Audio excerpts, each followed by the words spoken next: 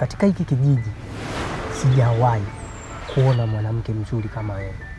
Yaani nikisema nikufananishe na kufananisha na malaika. Sawa, ningekuwa na uwezo mimi, ningechukua watu wote kwenye hii dunia, ningewahamishia kwenye sayari nyingine.